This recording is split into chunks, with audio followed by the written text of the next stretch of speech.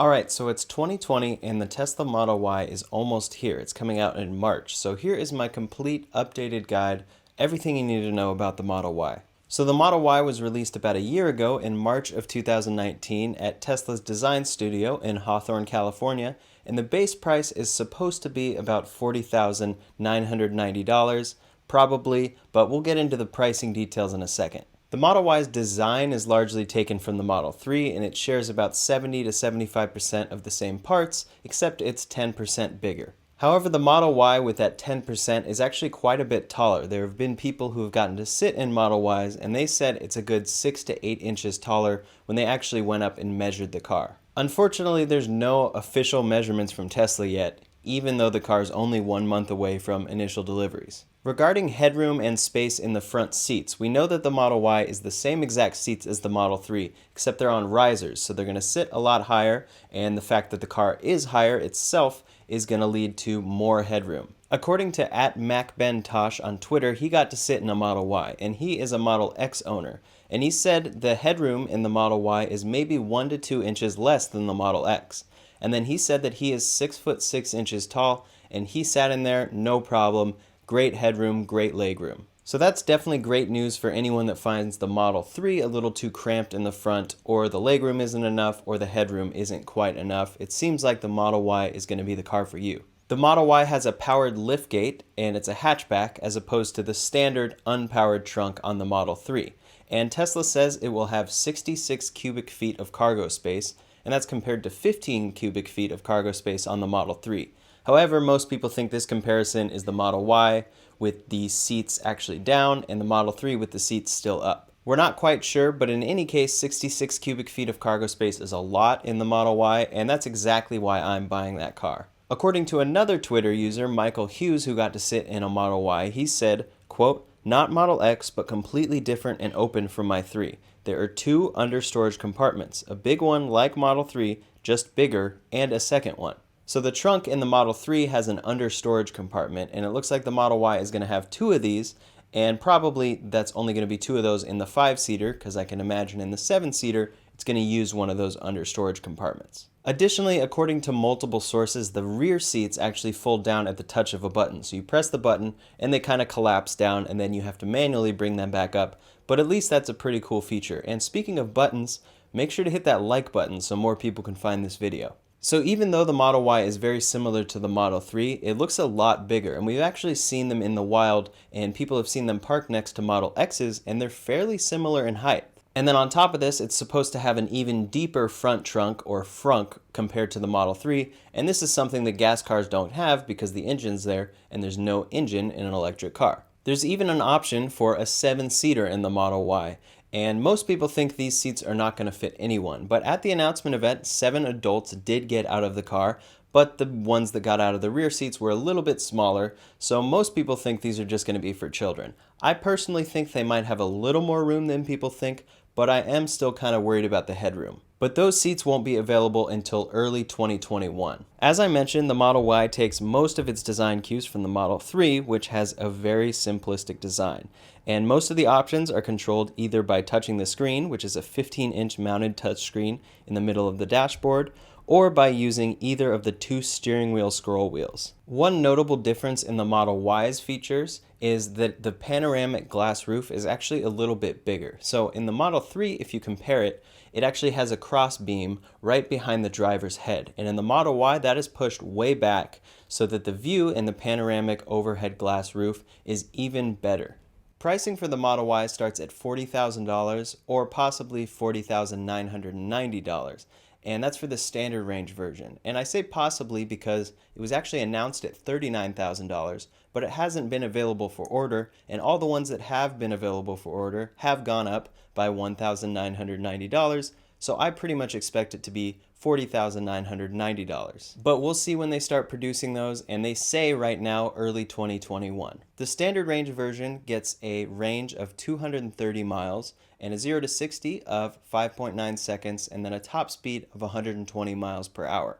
Although, again, the specs on the other ones have changed and gotten better, so I actually imagine that it'll be closer to 245 miles of range when it releases. Again, the standard range version is not available to order yet, but according to Tesla's website, it's going to be available in early 2021. The options available at launch at this point are the long-range all-wheel drive and the performance version. At $52,990, you have the long-range all-wheel drive, which gets a range of 315 miles, a 0 to 60 of 4.8 seconds, and a top speed of 135 miles per hour. And then you have the performance version at $60,990, and that gets the same range of 315 miles, but the 0 to 60 is 3.5 seconds, and the top speed is 145 miles per hour. And optionally, at no extra charge, you can get what Tesla calls the performance upgrade. And so that's going to increase your top speed to 155 miles per hour. You'll also get the 21-inch Uber turbine wheels. Then you'll get the performance brakes, the lowered suspension, and the aluminum alloy pedals.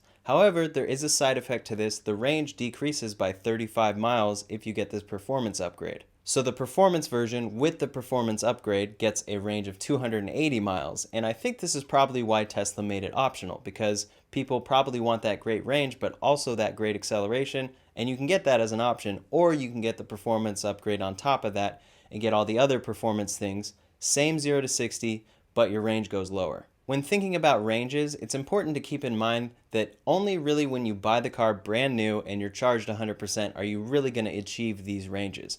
Battery degradation is going to occur over time, so your range is going to decrease a little bit. However, Teslas are some of the best cars out there dealing with degradation, and it's actually fairly minimal. According to the Tesla Model 3 survey, which was published by Bloomberg in October of 2019, we can see that charging capacity declines less than 1% for every 10,000 miles of driving in the Model 3. So we can expect fairly similar results in the Model Y since it's essentially the same car, just 10% bigger. But still, if your commute to work and back is close to 280 miles, I wouldn't go for the one that's 280 miles.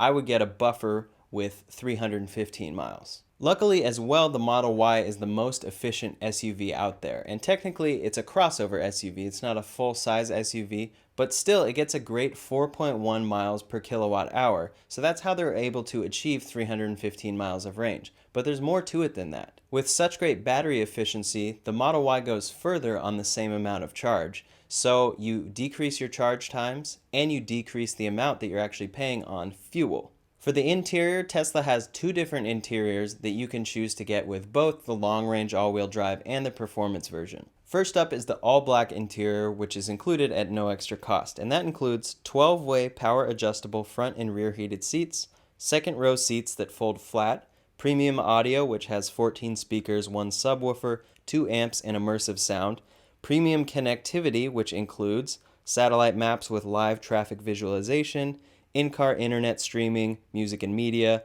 video streaming, karaoke, and an internet browser. And Tesla includes a year of these services for free when you get the car, and then after that it's $10 a month. You also get music and media over Bluetooth, LED fog lamps, tinted glass roof with ultraviolet and infrared protection, power folding heated side mirrors, custom driver profiles, and a center console with storage, 4 USB ports, and docking for 2 smartphones. Overall, this interior is pretty much exactly the same as the Model 3. The front seats are just a little higher, and overall the car is taller. And then of course there's way more space in the back, and the trunk is different. It's a hatchback. Interestingly enough, the white interior, which is $1,000 extra, includes one difference besides being just white. The white interior actually includes 3 independently folding second row seats. So if you get the included black interior, it's going to be 2 of them together and then 1 seat that you can fold. But in the white interior, for $1,000 extra, you can choose any of the 3 seats that you want to fold down. So for example, if you have something really long, but you want to have 4 passengers in the car, it might be an option that you could fold the middle seat and push that through and still have 4 passengers in the car if you get the white interior, and it doesn't sound like that would be an option in the black interior. For the standard range Model Y, we can expect the partial premium interior, which is essentially the same thing with a slightly downgraded sound system and then no LED fog lamps. For all the models, the 5-seater is standard, and then the 7-seater is optional and will come out in 2021, but it's an extra $3,000 and probably will be very small. Regarding safety, the Model 3 has all 5 stars from the NHTSA, and Tesla said they expect the exact same thing with the Model Y, and they expect it to be the safest vehicle in its class. According to their website, it says, quote, "Like every Tesla, Model Y is designed to be the safest vehicle in its class. The low center of gravity, rigid body structure, and large crumple zones provide unparalleled protection." So we've yet to get the official numbers from Tesla, and we'll probably get it when deliveries are starting, but I can't imagine Tesla releasing this car without 5 stars in every category. Safety is very important to Tesla, and I'm pretty sure it will meet all those criteria. The paint options with the Model Y are the standard white, which is included, and then you can upgrade that to solid black for $1,000, midnight silver metallic for $1,000, deep blue metallic for $1,000, or the red multi-coat for $2,000. The standard wheels on the Model Y are the 19-inch Gemini wheels, and then you can upgrade those to the 20-inch induction wheels for $2,000 extra. It seems like neither wheel affects range, at least on paper. And then, as I mentioned before, if you get the performance version with that performance upgrade, you'll get the 21-inch Uber turbine wheels, but then your range is going to go down to 280 miles. Autopilot is included standard with every Tesla now, and Tesla's website says that Autopilot, quote, "enables your car to steer, accelerate, and brake automatically for other vehicles and pedestrians within its lane." So included automatically is adaptive cruise control, which means that your car automatically recognizes the speed of all the cars around you and keeps you going that speed. So in stop and go traffic, this is super nice because you don't even have to have your feet on the pedals. You just have to steer. But then sometimes you also don't have to steer because it has auto steer as well, which automatically centers you in the lane. So you can use those two in conjunction, included with the car automatically, and it'll keep you in the lane, do all the acceleration and the braking, and all the steering for you. On top of all these amazing features, Autopilot also includes emergency braking, collision warning, blind spot monitoring, and more. And it's proven very useful for Model 3, S, and X owners, saving people's lives and the lives of certain livestock that were crossing the road at unfortunate times. It does this by using rear, side, and forward-facing cameras to provide maximum 360 degrees of visibility, and it uses forward-facing radar out to 160 meters to detect distant objects.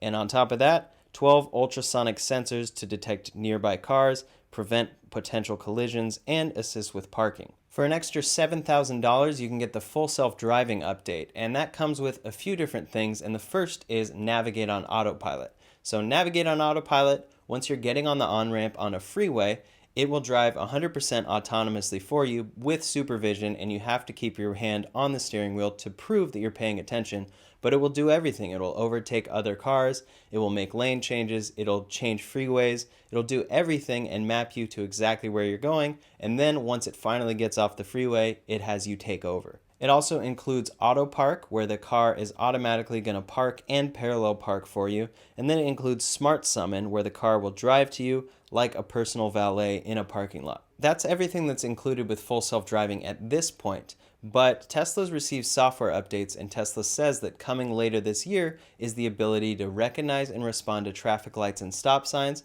and drive on city streets. Currently, Teslas have all the hardware to make this happen, but the software isn't ready yet. And Elon Musk had said that it would come at the end of 2019, but obviously that didn't happen. And last we heard, he said it was a few months away. Hopefully by the end of this year, but luckily the full self-driving upgrade is something you can add later because it is literally just a software update. Tesla does say that the price is going to go up over time, but I'm hoping that by the time that update comes out, it's still around the same price. So if you were on the fence and then you see that full self-driving is officially out and feature complete, then you can buy it. And it's important to note what feature complete is. That means that essentially your car can take you from home to work and back, but you still have to pay attention and you still have to keep your hand on the steering wheel. Tesla has the eventual goal of being fully autonomous to where you don't have to pay attention at all and your car can drive for you. And they even have the goal of making a robo-taxi service so that your car can go out and pick people up and do Uber driving for you and make you money.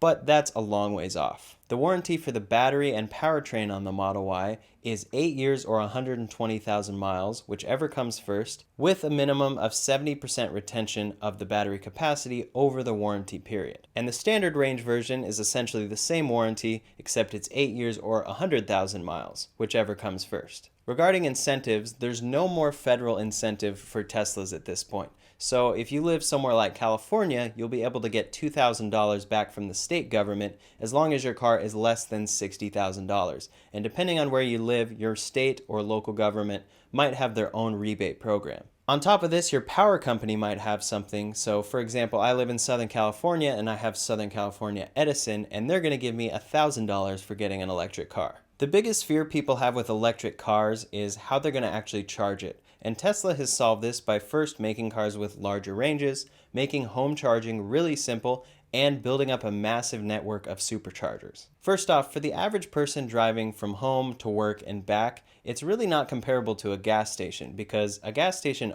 is always away from your house. Versus with a Tesla, if you're mostly driving to work and back, home charging is going to be totally fine all the time. So you wake up in the morning, your car is fully charged, you're good to go, it's super convenient.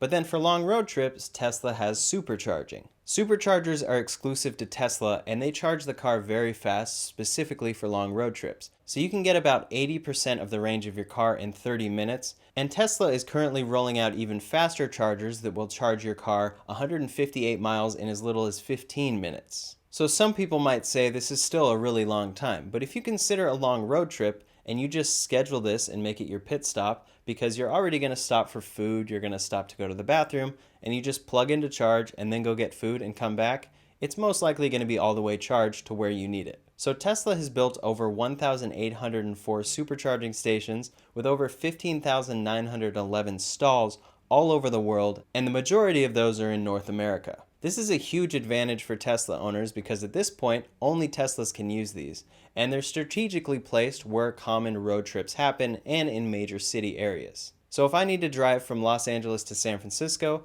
there's plenty of superchargers on that route that make it super easy. And same thing if I go out to Vegas or Phoenix, all these other places. On top of that, electricity is a lot cheaper than gas, and supercharging even is about half the price of gas, if not less. There's actually no real key for the Model Y. What it comes with instead is an NFC card, and that fits in your wallet, and then you tap that to the pillar on the side of your car door.